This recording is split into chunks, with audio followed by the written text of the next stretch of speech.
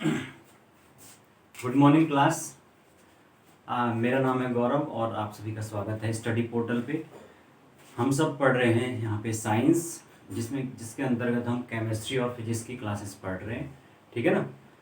तो शुरू करने से पहले मैं आपको बता दूं कि स्टडी पोर्टल पे आपको KBS, NBS, DSSB और आपका और भी जैसे बैंकिंग, SSC, इन सभी एग्ज़ाम्स की तैयारी कराई जाती है और साथ के साथ आपको प्रिंटिंग नोट्स भी उपलब्ध कराए जाते हैं। ठीक है ना। तो जो भी अगर बच्चे लेना चाहते हैं प्रिंटिंग नोट्स, तो वो यहाँ पर ये व्हाट्सअप नंबर दिया हुआ है, इस पर कांटेक्ट कर सकते हैं और यहाँ से अपने लिए प्रिंटिंग नोट्स मंगा सकते हैं। ठीक है ना। तो उससे आपको क्या होगा कि आसानी होगी, क्योंकि जो नोट्स होते हैं वो प्रिसाइज होते हैं और उसमें आलतू फालतू की बातें नहीं होती हैं, बल्कि वही चीज़ें होती हैं जो काम की है। ठीक है। तो वो आपके तैयारी में मददगार साबित होती है। ठीक है। तो चलिए शुरू करते हैं। हम साइंस के अंतर्गत केमिस्ट्री का आज टॉपिक ले रहे हैं। ठीक है। तो केमिस्ट्री में हमने तत्व, यौगिक, इन सब चीज़ों के बारे में पढ़ लिया है। ठीक है ना।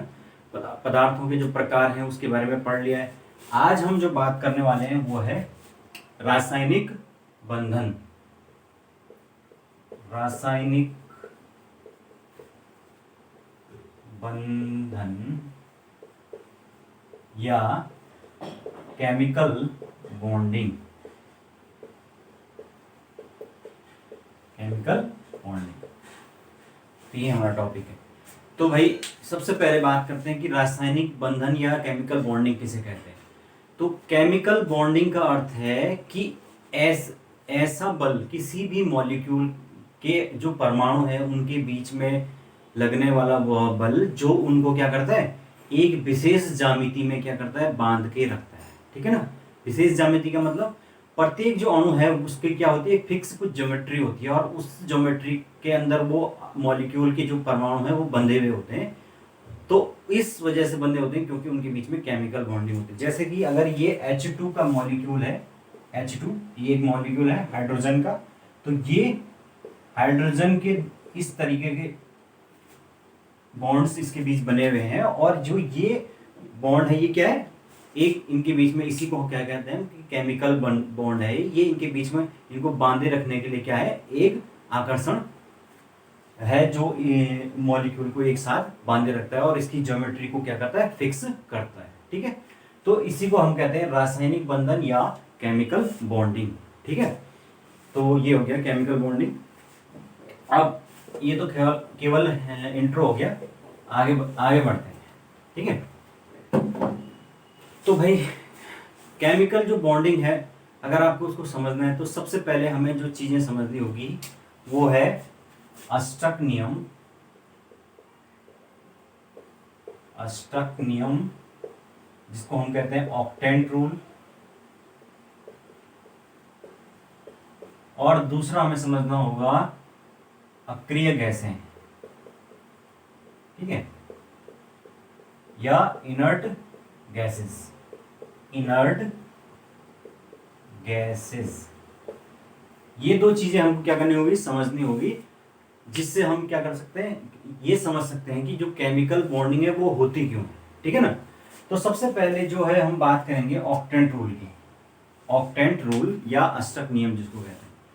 तो जो ऑक्टेंट रूल है या अष्टक नियम है वो क्या कहता है कि प्रत्येक जो परमाणु है वो अपने बाह्यतम जो कोश है, इलेक्ट्रॉनिक विन्यास जिसका अगर लिखें, तो प्रत्येक जो परमाणु अपने जो बाह्यतम कोश है उसमें 2 या 8 जो है इलेक्ट्रॉन को चाहता है। ठीक है। यानी वो चाहता है कि या तो उसके आउटर मोस्ट जो ऑर्बिटल है उसमें 2 इलेक्ट्रॉन हो जाए या 8 इलेक्ट्रॉन हो जाए। और जब इस प्रकार की स्थिति को प्राप्त कर लेता है तो वो क्या हो जाता है, स्टेबल या स्थायित्व को प्राप्त कर लेता है। ठीक है ना। तो उदाहरण से समझते हैं। और इस प्रकार का जो ऑक्टेंट रूल है वो जो है वो अक्रिय गैसें या इनर्ट जो गैसेस हैं उनमें ऑलरेडी पाया जाता है। अब जैसे मैं एग्जांपल के तौर पे आपको समझाता हूं। जो अक्रिय गैसें हैं सबसे पहले वो समझ लीजिए कि कौन कौन सी है। ठीक है। तो अक्रिय जो गैसें हैं वो है helium, neon, organ, krypton, xenon और रेडन। ठीक है ना। हीलियम का होता है 2, नियॉन 10, ऑर्गन का होता है 18 क्रिप्टन का 36, इसका 54 और इसका होता है 86। तो इस तरीके से ये आपकी ये गैसें जो होती हैं इसको हम कहते हैं अक्रिय गैसें। अब इनमें से हम किसी एक का लेते हैं। सपोज मैं सबसे पहले हीलियम को ही लेता हूँ। तो जो हीलियम है उसका जो है जो इलेक्ट्रॉनिक कॉन्फ़िगरेशन है वो हम कैसे लिखेंगे? इसकी परमाणु संख्या है 2।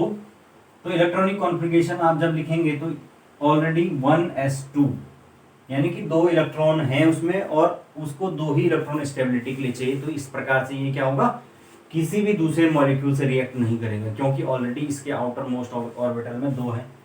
इसी प्रकार मैं अगर नियोन को लूं तो नियोन का होता है 10 इलेक्ट्रॉनिक कॉन्फ़िगरेशन।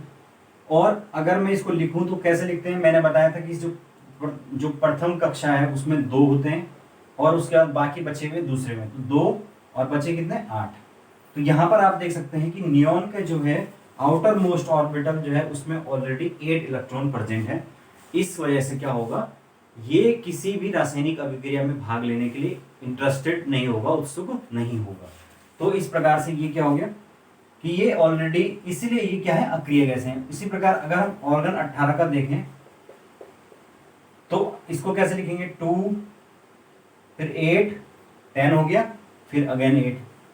तो आप देख सकते हैं कि यहाँ पर भी जो आउटर मोस्ट ऑर्बिटल है उसमें 8 इलेक्ट्रॉन ऑलरेडी प्रेजेंट है, जिस वजह से वो क्या नहीं होगा, इंटरेस्ट नहीं लेगा किसी भी रासायनिक अभिक्रिया में भाग लेने के लिए। ठीक है, तो इसीलिए इनको अक्रिय गैसें कहते हैं। और ऑक्टेंट रूल क्या कहता है कि प्रत्येक जो परमाणु है वो अपने आउटर मोस्ट ऑर्बिटल में क्या करना चाहता है, या तो 2 इलेक्ट्रॉन लाना चाहता है या 1 इलेक्ट्रॉन को लेना चाहता है। अब उसके लिए ही वो क्या करते हैं, केमिकल बॉन्डिंग करते हैं या रासायनिक संयोजन करते हैं। जैसे कि मैं अगर बात करूं, अगर मैं सपोज सोडियम लेता हूं Na, सोडियम का जो इलेक्ट्रॉनिक जो एटॉमिक नंबर होता है वो होता है 11। तो इसको अगर मैं इलेक्ट्रॉनिक कॉन्फ़िगरेशन इसका लिखूं तो क्या होगा, 2, सबसे अंदर वाली जो कक्षा है उसमें 2 इलेक्ट्रॉन आते हैं, उसके बाद 8 आते हैं, तो 2 8 10 और बचे 1। तो आप देख सकते हैं यहाँ पर कि जो आउटर मोस्ट ऑर्बिटल है उसमें क्या है, 1 इलेक्ट्रॉन प्रेजेंट है, सॉरी। ठीक है, तो ये क्या चाहेगा, सोडियम का जो मॉलिक्यूल चाहेगा कि मैं क्या करूं, जल्दी से जल्दी स्टेबिलिटी को प्राप्त करूं और इस इलेक्ट्रॉन को क्या कर दूं, डोनेट कर दूं। तो जैसे ही ये इस इलेक्ट्रॉन को डोनेट करेगा, ये Na से इसमें आ जाएगा Na पॉजिटिव, 1 इलेक्ट्रॉन को इसने डोनेट कर दिया है। और अब आप देख सकते हैं कि इसके जो इलेक्ट्रॉनिक कॉन्फ़िगरेशन है वो क्या हो चुका है, 2 और 8, यानी कि जो आउटर मोस्ट ऑर्बिटल है उसमें 8 इलेक्ट्रॉन आ चुके हैं और अब ये स्टेबिलिटी को प्राप्त कर चुका है या स्टेबल हो चुका है ना। तो प्रत्येक जो मॉलिक्यूल है, जैसे कि इंसान, हम आप हर कोई क्या चाहता है कि हमारी जल्दी जल्दी क्या लगे, जॉब लगे, हम क्या करें, लाइफ में सेटल हो जाएं और स्टेबिलिटी को प्राप्त करें, स्थायित्व को प्राप्त करें। उसी प्रकार प्रत्येक जो मॉलिक्यूल होता है वो, या प्रत्येक परमाणु जो होता है वो क्या चाहता है, स्टेबिलिटी चाहता है। और जब उसे स्टेबिलिटी मिल जाती है तो वहां पर वो क्या हो जाता है, रिएक्ट करना बंद हो जाता है और मॉलिक्यूल को फॉर्म कर देता है। ठीक है ना, और इसीलिए वो क्या करता है, रासायनिक बंधन या केमिकल बॉन्डिंग में पार्ट लेता है और एक दूसरे से रिएक्ट करते हैं। ठीक है ना, तो ये आप समझ गए हैं। और ऑक्टेंट रूल भी आप समझ गए हैं कि आउटर मोस्ट ऑर्बिटल में 2 या 8 इलेक्ट्रॉन्स को वो लाना चाहता है। ठीक है, तो ये है। चलिए आगे चलते हैं, मेरे ख्याल से इतना समझ आ रहा होगा आपको। ठीक है,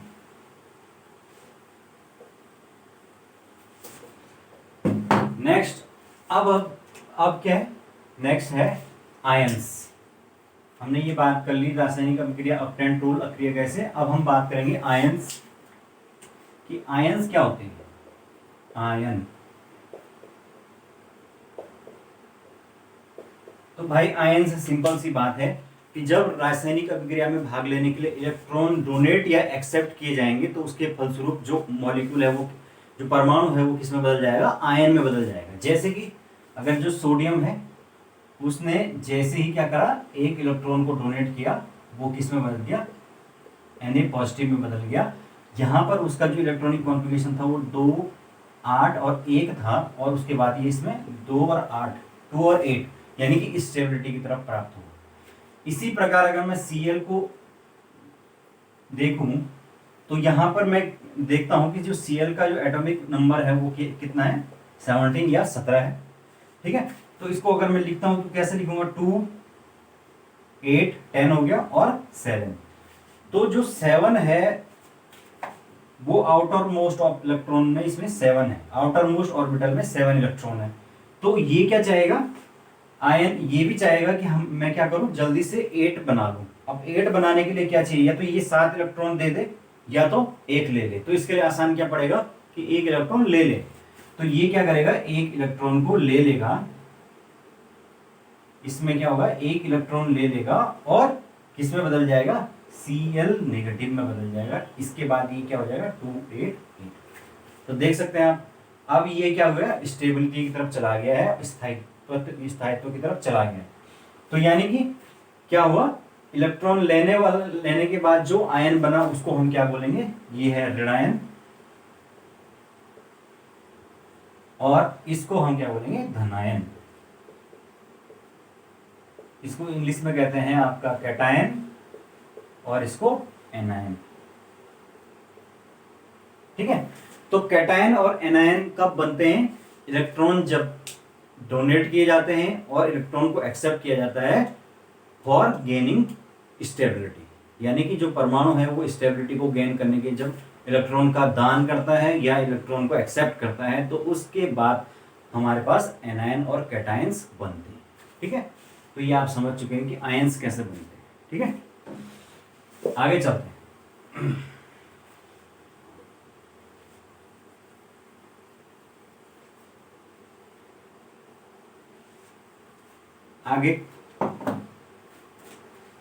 आगे हम बात करेंगे संयोजकता।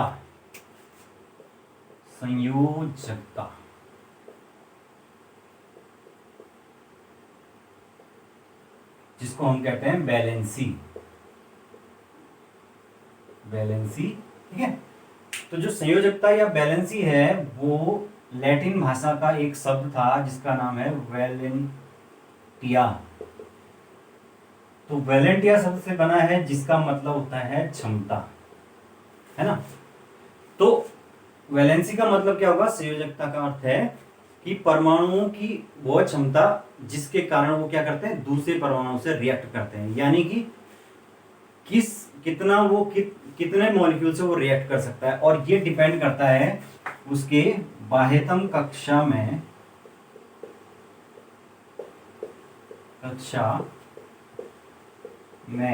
उपस्थित इलेक्ट्रॉनों की संख्या पर।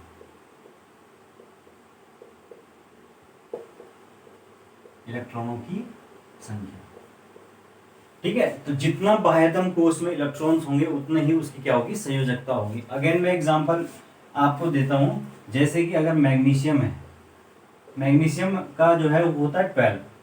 तो अगर मैं इसका इलेक्ट्रॉनिक कॉन्फ़िगरेशन लिखूं तो कितना होगा, 2 8 10 और 2। तो आउटर मोस्ट ऑर्बिटल में कितने हैं, 2 इलेक्ट्रॉन्स हैं, और इन 2 इलेक्ट्रॉन्स को ये क्या कर सकता है, किसी को भी डोनेट करके उनके साथ बॉन्ड बना सकता है। तो इसका मतलब इसकी जो बैलेंसी है और संयोजकता है वो कितनी है, 2 है।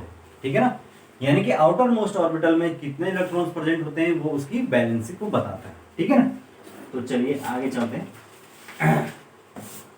इसी प्रकार में अगर बात करूं,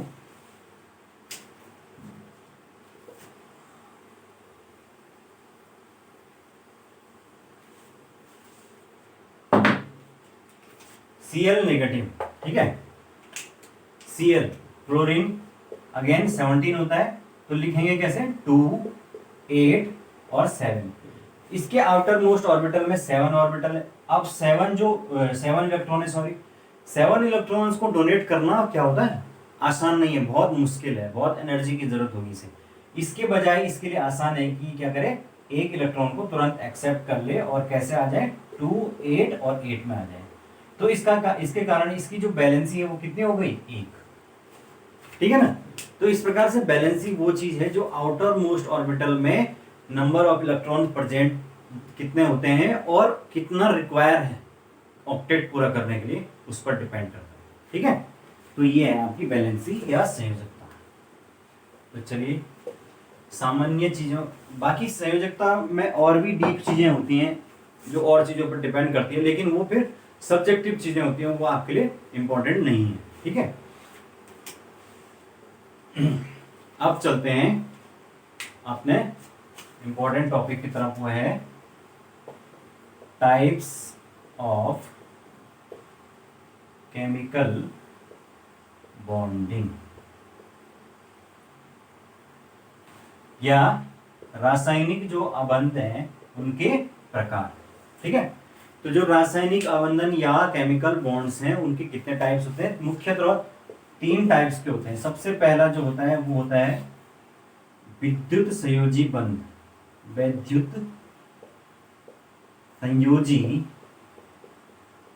बंध, या इसी को हम कहते हैं आयनिक बंध।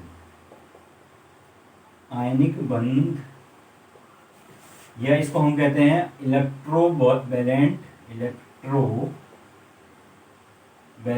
और आयनिक बॉन्ड। ठीक है, सेकंड जो होता है वो होता है सहसंयोजी, सहसंयोजी बंध या कोवैलेंट बॉन्ड हो गया। और तीसरा उपसहसंयोजी बंध, जिसको हम कहते हैं कोऑर्डिनेट बॉन्ड। ठीक है, इस प्रकार से ये 3 टाइप से केमिकल बॉन्डिंग होती है, ionic bonding, covalent and coordinate bond. ठीक है, अब हम एक एक करके तीनों को देखेंगे। चलिए,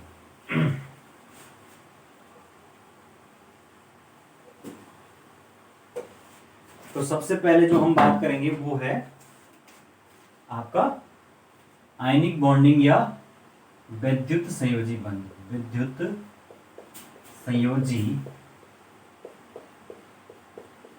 या आयनिक बंध, आयनिक बॉन्डिंग। तो भाई आयनिक बॉन्डिंग से ही पता चल रहा है कि जो क्या होगा, आयंस के बीच में होगी। तो कैसे होती है ये बॉन्डिंग? ये इलेक्ट्रॉन्स के डोनेशन, मतलब आपस में डोनेशन करने से होता है। ठीक है ना, अब जैसे एग्जांपल से समझो, सोडियम एक इलेक्ट्रॉन को डोनेट करके किस में आ गया, Na पॉजिटिव में आ गया। ठीक है ना, एक इलेक्ट्रॉन को डोनेट कर दिया, और दूसरी तरफ Cl, उसको एक इलेक्ट्रॉन की जरूरत थी तो उसने क्या कर दिया, इसको ले लिया और ये Cl नेगेटिव आ गया। ठीक है, अरे यार, इसको एक इलेक्ट्रॉन की जरूरत थी तो ये इसने ले लिया और Cl नेगेटिव में आ गया। अब ये Na पॉजिटिव और Cl नेगेटिव ये आपस में रिएक्शन करके क्या बना देंगे, NaCl या सोडियम क्लोराइड, जिसको हम कहते हैं साधारण नमक। ठीक है, तो इस तरीके से जो ये NaCl है ये किससे बना, इनके बीच में आयनिक बॉन्डिंग हुई। कैसे हुई, ये सोडियम है और ये Cl माना हुआ। ठीक है ना, अब जो सोडियम है उसका क्या होता है, 11 होता है, 11 होता है। अगेन जब हम इलेक्ट्रॉनिक कॉन्फ़िगरेशन लिखेंगे तो कितना होगा, 2, 8 और 1। ठीक है, आउटर मोस्ट ऑर्बिटल में कितने, इसके 1, इस तरीके से। और जो Cl है वो क्या है, 2, 8 और 7, आउटर में 7 है तो यहाँ पर 7 बना देता हूँ, 1, 2, 3, 4, 5, 6 और 7। अब आप देख सकते हैं कि इस क्लोरीन के पास 7 है, अगर ये इसका एक ये भी ले ले इस तरीके से, ठीक है, तो ये इसके 8 पूरे हो गए कि नहीं हो गए। और इस Na के ऑलरेडी क्या है, यहाँ पर जब एक को डोनेट करता है तो ये इसके 1 पूरे हैं। तो इस प्रकार से ये दोनों के क्या हो गए, 8 इलेक्ट्रॉन्स पूरे हो गए और इसने NaCl फॉर्म कर दिया है या सोडियम क्लोराइड। तो ये हो गए आपके आयनिक बंध, और इनके फलस्वरूप जो ये बनता है इस प्रकार के यौगिक, इनको हम कहते हैं आयनिक यौगिक या वैद्युत संयोजी यौगिक, इलेक्ट्रोवैलेंट कंपाउंड्स या आयनिक कंपाउंड्स। ठीक है ना, तो ये है। अब आयनिक जो कंपाउंड्स है उनकी एक दो विशेषताएं भी लिख दीजिए कि जो आयनिक कंपाउंड हैं उनकी एक दो विशेषताएं क्या होगी। पहली विशेषता होगी आयनिक कंपाउंड की कि भाई जाहिर सी बात है कि ये इलेक्ट्रॉन्स को के डोनेशन से बनते हैं, तो इसलिए ये क्या होते हैं, इनके बीच में बॉन्डिंग, क्योंकि आयंस के बीच में तो बॉन्डिंग ज्यादा मजबूत होती है, और क्या होगा, मजबूत अंतर आणविक बल, अंतर आणविक बल, जिसको हम इंटर न्यूक्लियर फोर्स कहते हैं। मजबूत इंटर न्यूक्लियर फोर्स होगा, और इस वजह से क्या होगा, इसका क्या होगा, क्वथनांक व गलनांक उच्च होगा। ठीक है ना, मेल्टिंग पॉइंट बॉइलिंग पॉइंट दोनों ही क्या होंगे, हाई होंगे, क्योंकि इनके बीच में जो बॉन्डिंग है inter nuclear bonding, intermolecular bonding वो हाई है। ठीक है ना, ये इसकी विशेषता हो गई आयनिक बॉन्डिंग की। ठीक है, इसमें एक और विशेषता है इसकी आयनिक बॉन्डिंग में, हाँ, इसकी दूसरी विशेषता इंपॉर्टेंट है इसलिए क्योंकि ठोस अवस्था में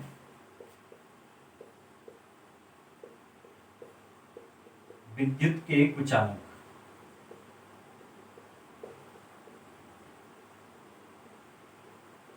जब ये ठोस होंगे तो इसमें क्या होगा, इस प्रकार से, जैसे ये Na पॉजिटिव फिर Cl नेगेटिव, फिर Na पॉजिटिव फिर Cl नेगेटिव, फिर Na positive Cl negative, Na positive Cl negative, यानी कि जो ठोस अवस्था है इसमें इसके जितने भी आयंस होंगे वो आपस में एक दूसरे से सेटल होंगे, एक दूसरे से चिपके होते हैं।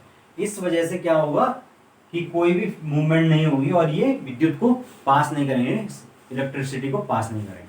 लेकिन जैसे ही हम इसको क्या करेंगे, विलयन में लाएंगे और इसको घोलेंगे, इसको द्रव अवस्था में लाएंगे या मोल्टन गलित अवस्था में लाएंगे, तो उस स्थिति में क्या करेगा, ये क्या करेगा, एक चालक की तरह काम करेगा और क्या करेगा, मतलब विद्युत और ऊष्मा का सुचालक हो जाएगा। ठीक है ना, और इसके जो एग्जाम्पल होते हैं वो होते हैं आपके विद्युत अपघट्य, जिनको हम इलेक्ट्रोलाइट्स कहते हैं। ठीक है ना, तो उसमें क्या होता है कि जैसे जो मोल्टन स्टेट है, जैसे सेल होता है जो, उसमें ये क्रिया काम करती है, आगे बताऊंगा कभी।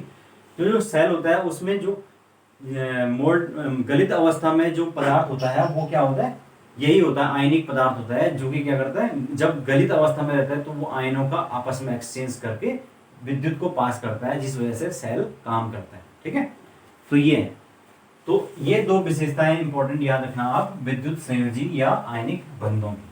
ठीक है, चलिए आगे चलते हैं। आगे हो गए, दूसरा जो हम बात कर रहे थे वो है सहसंयोजी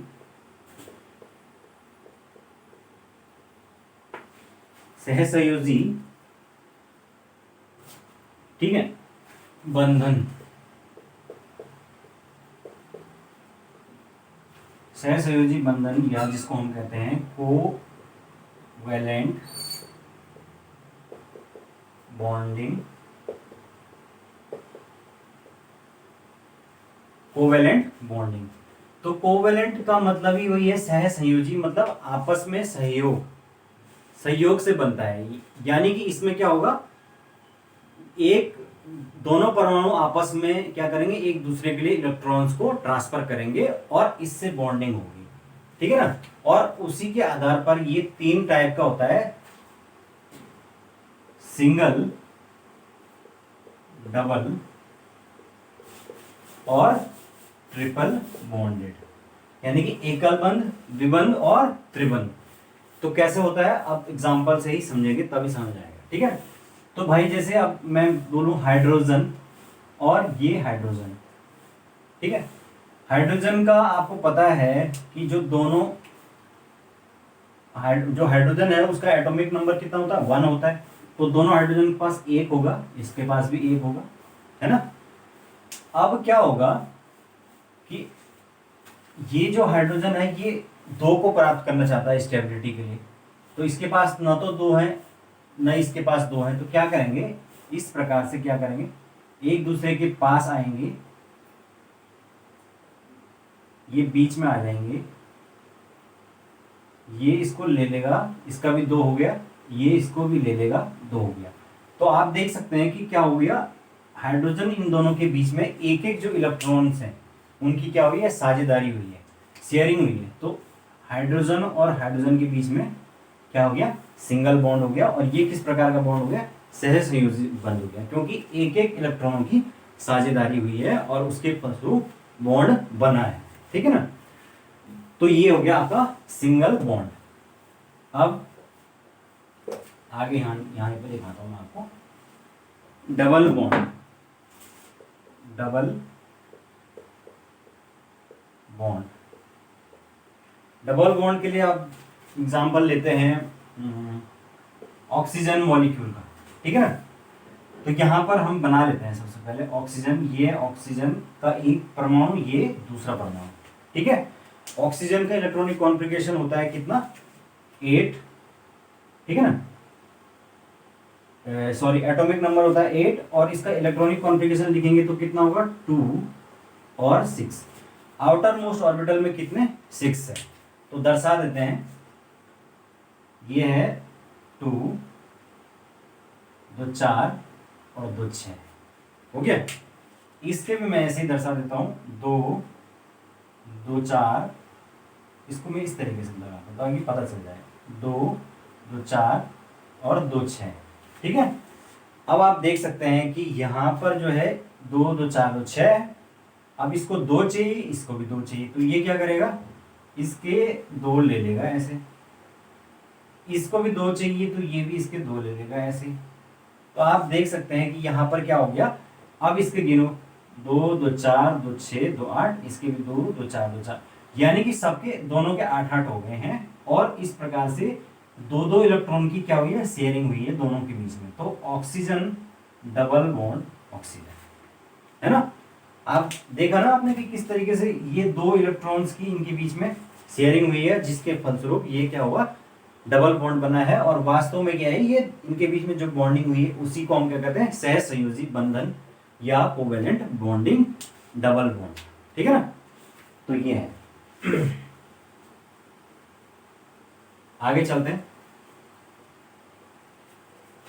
आगे ट्रिपल बॉन्ड।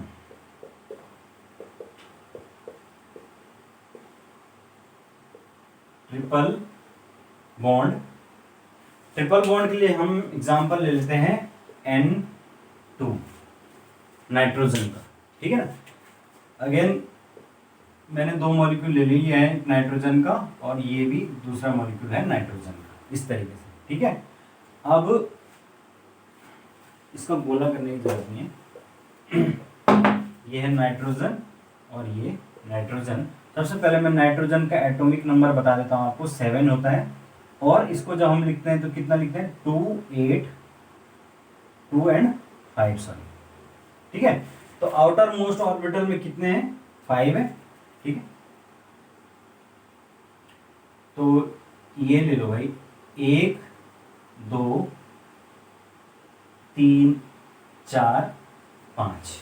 ठीक है, इसमें भी मैं ऐसे कर लेता हूं, 1 2 3 4 5। तो भाई जो नाइट्रोजन है वो सोचेगा मेरे पास 3 है, 3 6 ये हो गए और 2 8 ये हो गए, तो क्यों ना मैं इसके साथ बॉन्डिंग कर दूं इस तरीके से। ये भी नाइट्रोजन सोचेगा कि 3 और 3 2 5 तो है ही, फिर 3 और यहां से ले लेता हूं। तो इस प्रकार से देखा आपने कि जो 3 3 इलेक्ट्रॉन्स हैं उनकी इनके बीच में शेयरिंग हो गई और इनके बीच में जो बॉन्ड बन गया वो ट्रिपल बॉन्ड, है ना। तो त्रिबंध या ट्रिपल बॉन्ड इनके बीच में बन गया है, समझ गए ना। तो इस प्रकार से हमने देखा जो कोवेलेंट बॉन्डिंग है वो 3 प्रकार से होती है, सिंगल बॉन्डेड, डबल बॉन्डेड और ट्रिपल बॉन्डेड, डिपेंड अपॉन कि कितने इलेक्ट्रॉन्स की शेयरिंग दोनों परमाणुओं के बीच में होती है। ठीक है ना, तो यह है आपका सहसंयोजी बंध, कोवेलेंट बॉन्डिंग। ठीक है, आगे चलते हैं।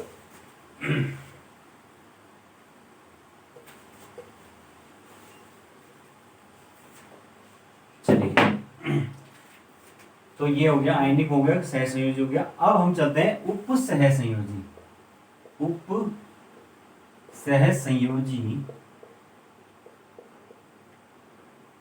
बंध, या जिसको हम कहते हैं कोऑर्डिनेट बॉन्डिंग, ठीक है।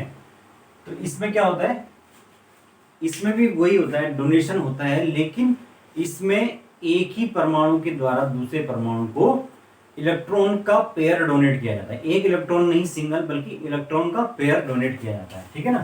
तो इसमें क्या होता है, इलेक्ट्रॉन युग्म का दान किया जाता है, ठीक है ना।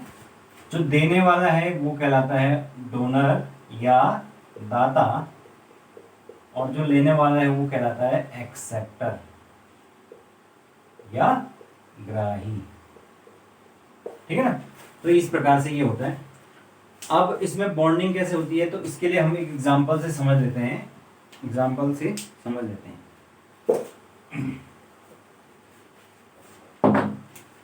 एग्जांपल ले लेते हैं NH3 पॉजिटिव का, ठीक है ना। ये एक आयन है और ये स्टेबल है, यानी बनता है। तो कैसे बनता है, ये है नाइट्रोजन, ठीक है। इसमें एक हाइड्रोजन यहां से जुड़ेगा, एक यहां से जुड़ेगा, ठीक है। तो नाइट्रोजन के 5 होते हैं ना, 7 होता है, तो आउटर मोस्ट में कितने हुए, 5, 2 ये जुड़ गए, और तीसरा जो है उसने क्या किया, सीधे सीधे डोनेट कर दिए 2 इलेक्ट्रॉन, और जिस साइड डोनेट होता है उसके लिए ये तीर का निशान दिखाते हैं। तो ये हो गया आपका H, ठीक है। अब यहां पर आप देख सकते हैं कि कितने इलेक्ट्रॉन्स का डोनेशन हुआ, 2 यहां पे इंगेज हुए, एक यहां, और ये है ना NH3, सॉरी, ये NH4 पॉजिटिव है, ठीक, NH4 पॉजिटिव, तभी तो यहाँ पे एक यहाँ पे आ जाएगा, ठीक है। अब आप देख सकते हैं कि जो नाइट्रोजन के हैं वो पांचों वैलेंसी बराबर हो गए, 1, 2, 3 और 2 ये, ठीक है ना। तो कितने हो गए, इस नाइट्रोजन के पांचों इलेक्ट्रॉन इंगेज हो चुके हैं, दो इसने इसको दे दिए। अब चूंकि आप देख सकते हैं कि हाइड्रोजन के पास ऑलरेडी एक इलेक्ट्रॉन होगा, और 2 ये इससे डोनेट होके आ रहे हैं, तो वो ज्यादा हो जाएंगे, इसीलिए इस पर क्या होगा, एक इलेक्ट्रॉन डोनेट हो जाएगा और ये पॉजिटिव चार्ज आएगा। तो आप ये जो NH4 पॉजिटिव है, ये इसलिए आया है क्योंकि जो नाइट्रोजन है उसके जो है आउटर मोस्ट इलेक्ट्रॉन में कितना होंगे, 5 होंगे। तो 5 में से एक यहाँ गया, 2, 3, और बचे हुए जो 2 हैं वो कहाँ गए, इस पे डोनेट हो गए। तो जो ये वाला बॉन्ड हुआ इनके बीच में, इसी को हम क्या कहते हैं, कोऑर्डिनेट बॉन्ड। कोऑर्डिनेट बॉन्ड, जिसमें कि क्या होता है, सीधे सीधे इलेक्ट्रॉन्स का जो पेयर है वो डोनेट किया जाता है, इलेक्ट्रॉन के पेयर को डोनेट किया जाता है, ठीक है ना। तो इस प्रकार से ये होती है उप सहसंयोजी बंध या कोऑर्डिनेट बॉन्डिंग, ठीक है। अब हाँ, तो इतना काफी है इसमें।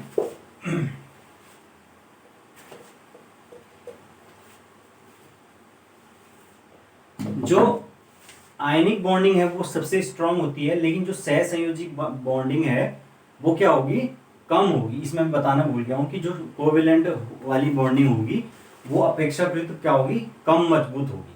क्यों, क्योंकि वो आयनिक बॉन्डिंग में जो इंटरमॉलिक्यूलर फोर्स है वो सबसे ज़्यादा होता है, लेकिन जो सहसंयोजी है उसमें इंटरमॉलिक्यूलर जो फोर्स है वो उससे कम होता है। और इस स्थिति में जो सहसंयोजी हैं, मॉलिक्यूल्स हैं, सहसंयोजी यौगिक जो है वो ज्यादातर द्रव या गैस की अवस्था में पाए जाते हैं, ठीक है ना।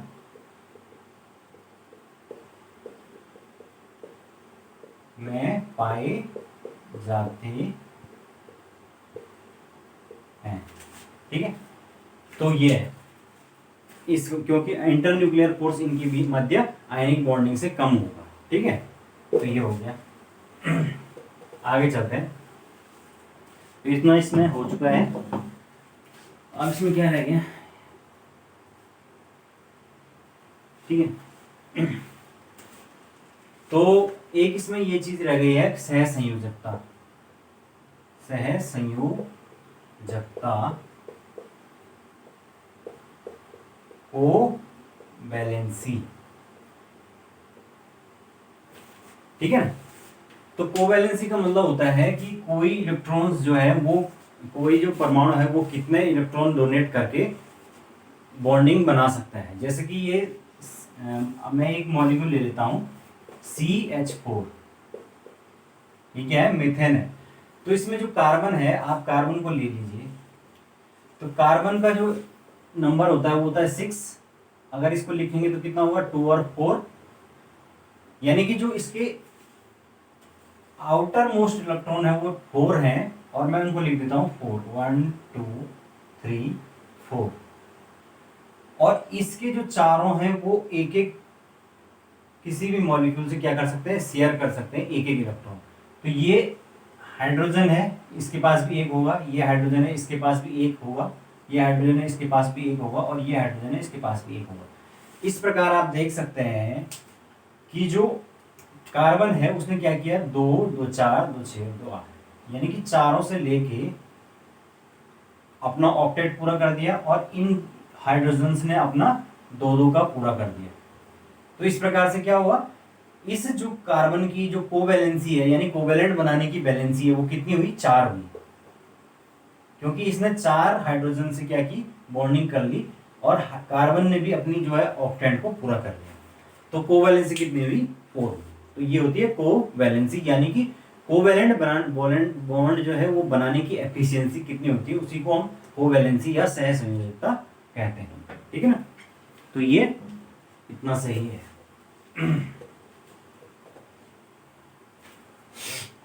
चलिए अब हम नेक्स्ट टॉपिक पे चलते हैं। अपने नेक्स्ट टॉपिक है आक्सीकारक। आक्सीकरण, आक्सीकारक बाद में देखेंगे, पहले आक्सीकरण देख लेते हैं, या जिसको हम कहते हैं ऑक्सीडेशन। आपने बहुत बार सुना होगा ये ऑक्सीडेशन रिडक्शन, है ना? तो ऑक्सीडेशन क्या होता है? ऑक्सीडेशन का मतलब होता है किसी रासायनिक अभिक्रिया में किसी भी परमाणु के ऊपर जो है वो धनात्मक आवेश का बढ़ना, धनात्मक आवेश या पॉजिटिव चार्ज का बढ़ना और ऋणात्मक आवेश का कम होना, ठीक है?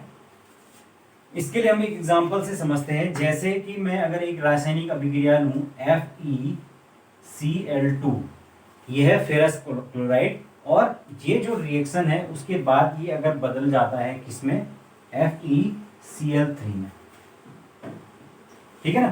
तो FeCl2 में जो है वो Fe कौन से वाले आयनिक स्टेज में है?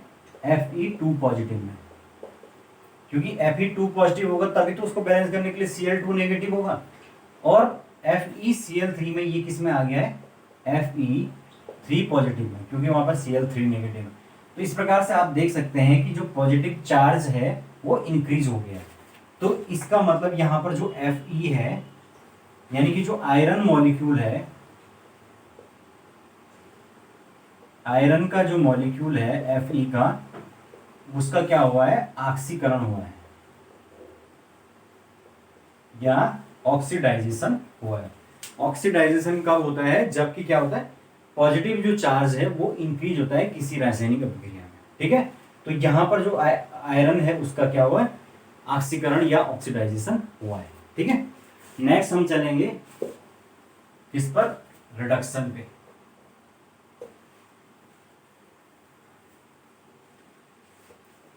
रिडक्शन जो है वो ठीक इसके विपरीत होगा, अपचयन जिसको कहते हैं, अपचयन या रिडक्शन,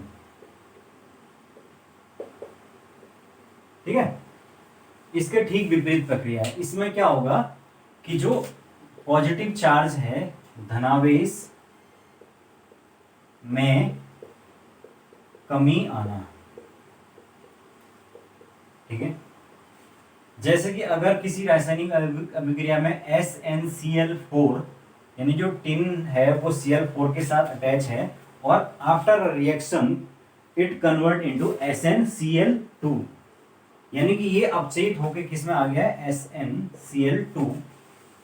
तो यहां पर आप देख सकते हैं कि Sn जब Cl4 था तो इसका मतलब Sn पे कितनी ज्यादा चार्ज थी, 4 चार्ज थी पॉजिटिव की, है ना, SnCl4।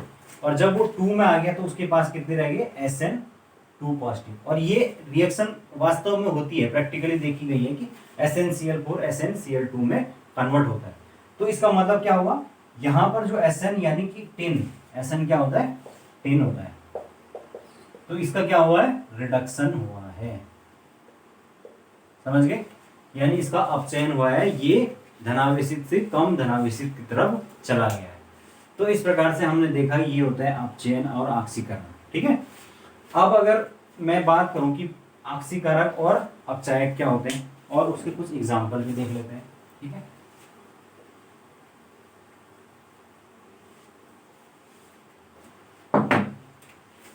ऑक्सीकारक और अपचायक, ठीक है। तो भाई ऑक्सीकारक वो होंगे जिनका अपचयन होगा, समझ गए, यानी कि उल्टा होता है। जो पॉजिटिव आप जो अपचयन हुआ था उसमें हमने देखा कि जो SnCl4 है 4 पॉजिटिव से Sn2 पॉजिटिव में गया, तो इसका मतलब क्या हो गया, इसका जो है जो चार्ज है वो डिक्रीज हुआ है। तो इसका मतलब ये ऑक्सीकारक है, यहाँ पर क्या हो ये एक ऑक्सीकारक है या ऑक्सीडाइजर है। और अपचयन का मतलब होगा कि जैसे Fe2 पॉजिटिव से वो Fe3 पॉजिटिव में चेंज हुआ, तो यहां पर जो है पॉजिटिव चार्ज इंक्रीज हुआ है, तो इसका मतलब कि क्या हुआ, इलेक्ट्रॉन इससे निकल गए। पॉजिटिव चार्ज का इंक्रीज होने का मतलब क्या होता है, जैसे Fe में अभी 2 पॉजिटिव था, अगर मैं इसमें से एक और इलेक्ट्रॉन निकाल दूं तो तभी ये 3 पॉजिटिव होगा। इसका मतलब क्या हो गया, इसका रिडक्शन हुआ है। तो इसका रिडक्शन हुआ है तो ये हो गया आपका अपचायक, समझ गए ना। यानी ये एक दूसरे की उल्टी प्रक्रिया है। जो ऑक्सीडेशन जिनका होता है वो अपचायक होते हैं और जिनका रिडक्शन होता है वो ऑक्सीडाइजर होते हैं, ठीक है ना, यानी एक दूसरे के विपरीत है। अब इसके कुछ एग्जाम्पल भी देख लेते हैं। अगर हम इसका प्रमुख जो ऑक्सीकारक होते हैं वो होते हैं आपका ऑक्सीजन, ओजोन, ठीक है, और क्या क्या होते हैं, ऑक्सीजन होते हैं, ओजोन होता है आपका K2Cr2O7, पोटेशियम डाइक्रोमेट होता है जिसको हम पोटेशियम डाइक्रोमेट कहते हैं, K2Cr2O7 होता है, KMnO4 होता है, ठीक है। तो ये जो है प्रमुख क्या होते हैं, ऑक्सीकारक होते हैं, जो ऑक्सीडाइजर होते हैं, जो ऑक्सीडाइज करते हैं, ठीक है। दूसरे होते हैं आपके अपचायक या जो रिडक्ट और किसी भी रिएक्शन में redox as a reducing agent काम करते हैं। तो वो उनमें अगर मैं एग्जांपल की बात करूं तो आपका HI होता है, इसमें एक और एग्जांपल है HNO3 जिसको हम क्या कहते हैं, नाइट्रिक एसिड कहते हैं, ठीक है। HI है इसका एग्जांपल आपका, और इसमें कार्बन मोनोऑक्साइड इसका एग्जांपल है, कार्बन इसका एग्जांपल है, और क्या क्या है इसमें, और इसमें हाँ SnCl2 जो हमने अभी बात की, ठीक है। जो SnCl2 वो भी एक प्रबल क्या है, अपचायक है। तो इस प्रकार से ये ऑक्सीकारक और अपचायक है। ऑक्सीकारक वो होते हैं जो कि जिनका की क्या हो जाए, रिडक्शन हो जाए या अपचयन हो जाए। अपचायक होते हैं जिनका ऑक्सीकरण हो जाए, यानी ये एक दूसरे के विपरीत है। समझने के लिए आप ये समझ लीजिए जो मैंने एग्जांपल दिया कि Fe जो आयरन है, आयरन 2 पॉजिटिव से जब 3 पॉजिटिव में गया तो इसका मतलब क्या हो गया, उससे इलेक्ट्रॉन निकले और जब उससे इलेक्ट्रॉन निकलेंगे तो इसका मतलब उसका क्या होगा, अपघटन होगा। तो इसका मतलब उसका अपचयन हो रहा है या अपघटन हो रहा है, तो वो क्या हो गया, फिर अपचायक हो गया, और दूसरी तरफ विपरीत प्रक्रिया चलेगी, ठीक है ना। तो इस प्रकार से ये आपका ऑक्सीकरण वो अपचायक भी खत्म होता है। तो ये हमने पूरा चैप्टर देख लिया है, रासायनिक बॉन्डिंग देख ली। रासायनिक बॉन्डिंग में मैंने आपको बताया कि क्या होता है, एक ऐसा बंध होता है किसी भी मॉलिक्यूल के परमाणु को बांधने के लिए, जो उनको क्या करता है, परमाणुओं को फिक्स ज्योमेट्री के अंदर बांध के रखता है, उसी को हम केमिकल बॉन्डिंग कहते हैं। फिर हमने ऑक्टेन नियम पढ़ा, जिसमें कि क्या होता है, प्रत्येक जो परमाणु है वो क्या चाहता है, या तो दो दो चाहिए उसे आउटर मोस्ट ऑर्बिटल में, या तो 8 चाहिए। उसके लिए उसी को हम क्या कहेंगे, स्टेबल कॉन्फ़िगरेशन कहेंगे। और उसको प्राप्त करने के लिए वो क्या करेगा, आपस में बॉन्डिंग करेगा, या तो इलेक्ट्रॉन डोनेट करेगा, या शेयरिंग करेगा, या एक्सेप्ट करेगा। तो उसी के आधार पर क्या बनते हैं, जब डोनेट किया जाता है तो आयंस बनते हैं, धनात्मक आयन या पॉजिटिव आयन जिसको कैटायन कहते हैं वो बनता है जब दिया जाता है, जब लिया जाता है तो एनायंस बनते हैं। उसके बाद संयोजकता सह, यानी कि कितने नंबर ऑफ जो इलेक्ट्रॉन्स है वो आउटर मोस्ट ऑर्बिटल में प्रेजेंट है। उसके बाद हमने बात की किसकी, केमिकल बॉन्डिंग्स के प्रकार, जिसमें सबसे पहले हमने बात की आयनिक बॉन्डिंग की, जिसमें कि एक आयन जैसे Na ने पॉजिटिव दिया और Cl ने उसको एक्सेप्ट किया, तो इस प्रकार से उनके बीच में जो बॉन्डिंग होती है वो क्या होती है, आयनिक बॉन्डिंग कहलाती है। उस प्रकार से सहसंयोजी, जो कि आपस में इलेक्ट्रॉनों की साझेदारी के द्वारा बनते हैं, शेयरिंग के द्वारा बनते हैं, यानी कि उसने मेरे को दिया, मैंने उसको दिया, तो ये इनके बीच में एक शेयरिंग हो गई और दोनों ने अपने अपने ऑक्टेंट को पूरा कर लिया। तो उसके बाद उप सहसंयोजी बंध, इसमें क्या होगा कि जो डोनर एटम है वो एक इलेक्ट्रॉन देने के बजाय क्या देगा, पेयर देगा इलेक्ट्रॉन का, या 2 इलेक्ट्रॉन को डोनेट करेगा। उसके बाद है आक्सीकारक। आक्सीकारक वो होते हैं जो कि रासायनिक अभिक्रिया में जिनके ऊपर जो पॉजिटिव चार्ज है वो क्या होता है, घट जाता है, ठीक है, सॉरी बढ़ जाता है। और अपचयन या रिडक्शन क्या होता है कि जब रासायनिक अभिक्रिया में जो पॉजिटिव चार्ज है वो घट जाता है या कम हो जाता है। उसी प्रकार इसमें जो मैंने एग्जांपल भी आपको प्रमुख बता दिए, ठीक है। तो इस प्रकार से ये हमारा केमिकल बॉन्डिंग या रासायनिक बंधन चैप्टर समाप्त होता है। और इसमें इतना ही है, इसके आगे हम क्या पढ़ेंगे, कल फिजिक्स का टॉपिक पढ़ेंगे, और ऐसे ऐसे करके हम धीरे धीरे पढ़ते रहेंगे, ठीक है क्लास। चलिए थैंक यू, आज के लिए इतना काफ़ी है, धन्यवाद।